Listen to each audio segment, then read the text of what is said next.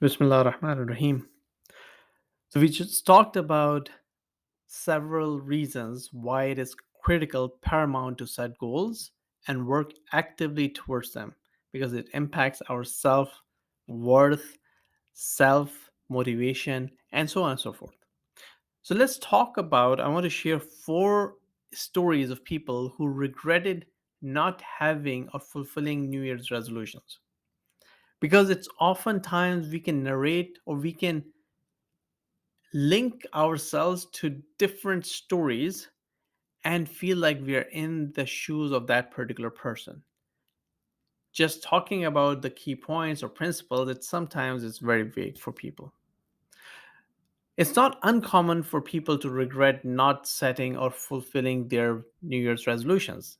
And there are a few examples that I want to talk about.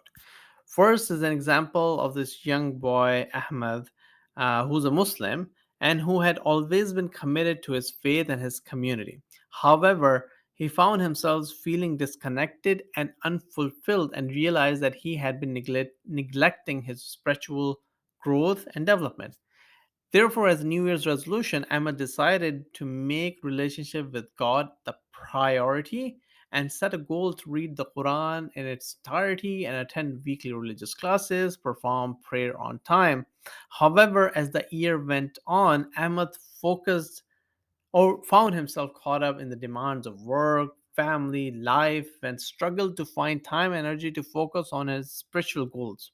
As the year passed by, Ahmed often looked back on his missed opportunity with a sense of regret, feeling that he had let himself down and his faith down by not making more time for spiritual growth and development. There are a couple of very interesting lessons from this example. Um, for example, when Ahmed, was falling behind, he could have picked himself back up, but it becomes more and more difficult as the time goes on and you're busy with your life. You're more motivated at the beginning of the year, less motivated in during the middle of the year. And it's not about the motivation, it is actually about shaitan. The Satan who's whispering in your heart saying, doesn't matter, screw this, I don't have to worry about this, it's going to be the next year. But those are the times when we have to pick ourselves back up and say, I don't want to listen to you, Satan.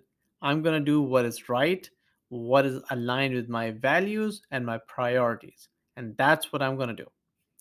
That's what Ahmad should have done. Let's talk about the second example. It's about Sarah, who is a successful businesswoman who had always been focused on her career. However, as she approached her mid 30s, she felt like she hasn't traveled or uh, like saw the world. So she decided that she wanted to travel every year, a new country every year. And things happened. Then the life happened. As the year went on, she found herself caught up in the demands of work and family, and she never found time to make good on her resolution. As the years went by, now not just 1 year, but the years went by, Sarah found herself looking back on her life with a sense of regret, wishing she had more time for the things that truly mattered to her. Now, in this particular case of Sarah, the interesting thing is it's she set a resolution in year one, and 3 4 years passed by. Now she is older, she hasn't traveled, and she's looking back and she's saying, oh, I wish I would have traveled. She could have rectified in the same year, but it had been multiple years. Now, what happens in that particular case? You, especially in case of travel, as you grow older, it becomes difficult to travel. There are other obligations that come up, and you look back and you say, oh, that was the opportunity that I missed. So I think the key point over here is you don't want to look back and say, I wish I would have done it. You want to either say, no, that was not the right thing to do, or just do it. Do not, especially if the Satan comes and distracts you, come back on track. Do it. Do not let years go by. The third story is about Jack, who's a young father who had always been passionate about fitness and healthy living. As his New Year's resolution, he set a goal to get in shape and lose weight. He started off well. He followed his regime, the routine, following a strict diet and exercise plan, and was making good progress. However, as the year went on, Jack found himself struggling to balance his fitness goals with the demand of work and family. He began to fall back and fall off track and eventually gave up on his resolutions altogether. As the years went by, Jack found himself struggling with weight gain and health issues and often looked back on that missed opportunities with regret. Now, this is something that happens to many of us. When you start a resolution and you set up the routine, and then suddenly you get distracted or other things happen, I would suggest just make sure that you spend some time. You reduce the time, you do not spend the entire time, but you spend some time on that resolution and slowly pick yourself way back. Because sometimes people spend, let's say, they say, I want to write a book, and they will dedicate, say, I will dedicate 3 hours per day on that book, and they will do it for a couple of weeks.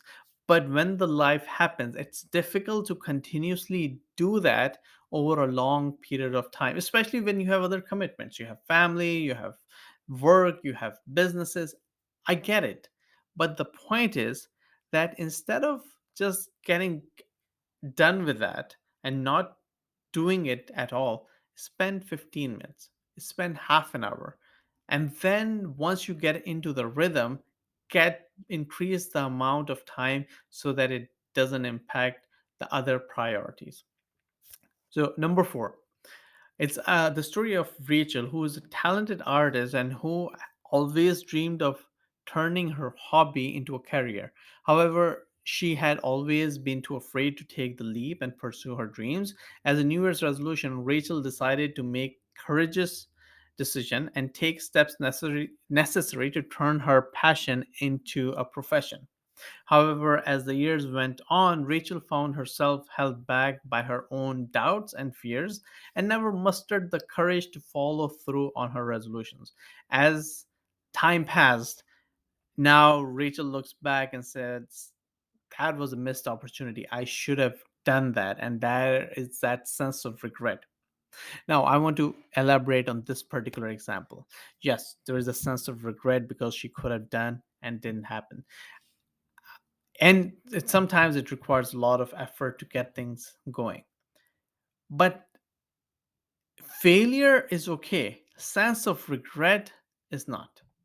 You should not have that sense of regret when you're 55 years of age and you think to yourself, I had that opportunity, I tried it, I should have tried it, and it would have been great. And it sometimes happens that you try something, it doesn't work out at the same time. And that's perfectly fine. At least you're trying. You can reduce the time you're spending on that, try something else. But if you see the potential, if you see the value, you keep trying it. At least when you become older, you will not have the regret that you did not try.